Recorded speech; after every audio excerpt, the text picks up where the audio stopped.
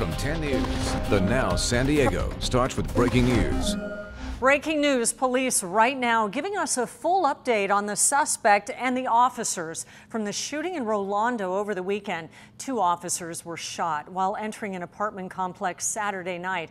Melissa Masiha is in the live center right now with this breaking information just coming in. Melissa? And Kim, we just got a lot of information here within the past 10 minutes. Police have confirmed the name of the suspect in that Rolando shooting. This is him, 28-year-old Joe Darwish. We learned that he has a criminal, mental, and civil history, all of that which we looked into today. We also learned the names of the 2 officers who were hurt in all of this. 3-year veteran Francisco Roman, he is in stable condition, and also this officer right here, this is Dan Byham. He is an 18-year veteran, but we are getting some good information is that he was released from the hospital today, so it's very good to hear these officers from the Eastern Division. Now let's go ahead and bring you back to this chaotic scene from Saturday night, which we have been covering here all weekend. Again, police got a call out to the unit number 5 there on Rolando Court, and at that call, that's when they heard 1199. That is the police code that you don't want to hear. That is when officers, they need help, it's an emergency, and you see there the scene, all the large number of officers that arrived there on Saturday night. Of course, a shootout ensued, and ultimately Joe Darwish was found dead. This information, again, we are all getting here within the last 10 minutes. Let's go ahead and show you the photo one more time. This is 28-year-old Joe Darwish. Police just confirmed that he is the suspect in the shooting from Rolando on Saturday night, where 2 officers were injured. This is definitely something we'll continue to follow here throughout the day on 10 News. Kim? We certainly will. What a chilling scene out there Saturday. Thank you, Melissa. Tonight, we are learning more about Darwish from his former next-door neighbor who says that she was terrified of him. 10 News anchor Vanessa Van Hefty is live now at the scene. Vanessa, that neighbor says he attacked her and gave her a traumatic brain injury. Yeah, Kimberly, this is a copy of that restraining order that she filed. She lived right next door to him down the hallway here. That woman telling us that she lived in fear every day, terrified that Joe Darwish would carry out the death threats that he made against her on numerous occasions, and on one day he nearly made good on those threats. Heather Dimitru spoke with us over FaceTime today. She lived next door to the attacker. She said that she called police many times when he had mental breakdowns. She even tried to get him help. She says he once physically went through the drywall of her apartment to get to her, removing studs in the wall to get to her. He also chased her down the street with a knife, she says, while yelling racial slurs and making threats. Dimitru says he was a good man when he was on his medication, but he was dangerous and volatile most of the time when she lived here. She called 911 many times, the worst being January 2017 when he snapped, attacking her and 2 other men. And he jumped on top of me and grabbed the side of my head and used my hair as a handle and smashed my head into the ground repetitively right outside my unit until I lost consciousness.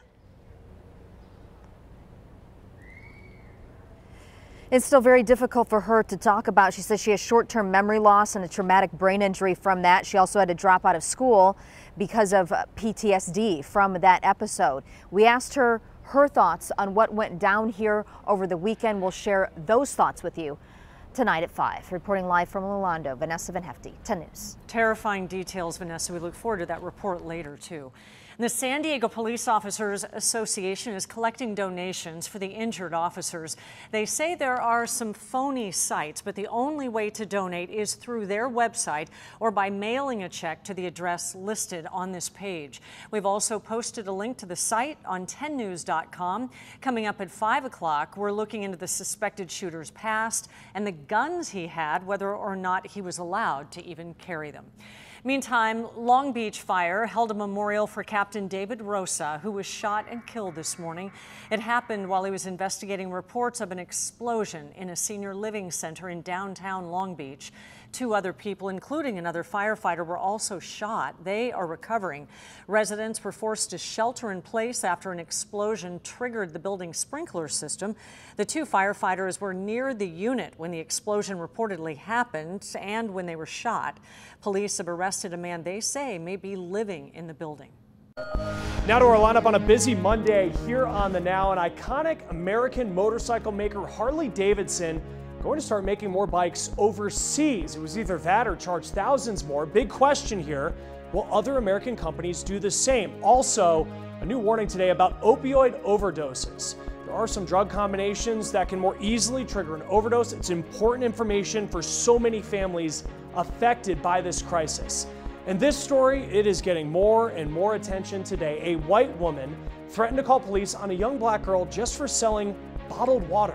Critics comparing this to several other recent incidents. And, you know, if you love those grocery store ads to save money, you definitely want to hear what we've uncovered about grocery store circulars.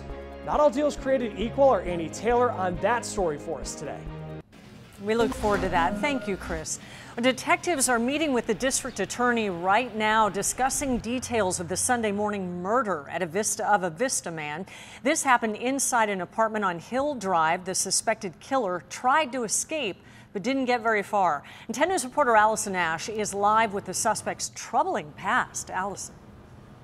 26-year-old Sergio Orozco is in the Vista jail right now, but sheriff's investigators say on early Sunday morning he was inside that apartment right over there behind me, fighting with a second man. That man left in a pool of blood.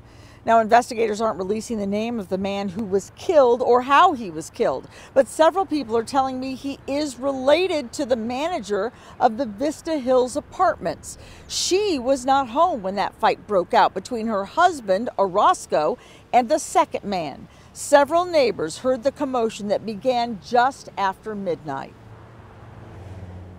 Somebody fighting first, like told and screaming a lot, say bad words and say open the door and I'm going to kill you and something like that. So and then in the morning I not potential say only fighting, but in the morning say they are somebody killed.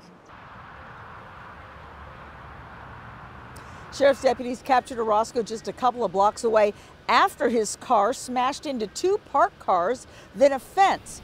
Orozco jumped out, tried to make a run for it, but deputies caught him and tied him to the murder that happened back at his apartment. Now, I checked court records today and I did find this. It is a criminal complaint from the year 2010 charging Orozco with assault with a deadly weapon, that being a knife. Now, he eventually took a plea deal on this and was convicted of a misdemeanor. Here's the interesting part. It appears that the victim in that case, as well as the victim in this case, was a relative. Orozco will be arraigned tomorrow. Reporting live in Vista, Allison Ash, 10 News. Allison, thank you. We now know Camp Pendleton will not be one of the military bases that could house migrants.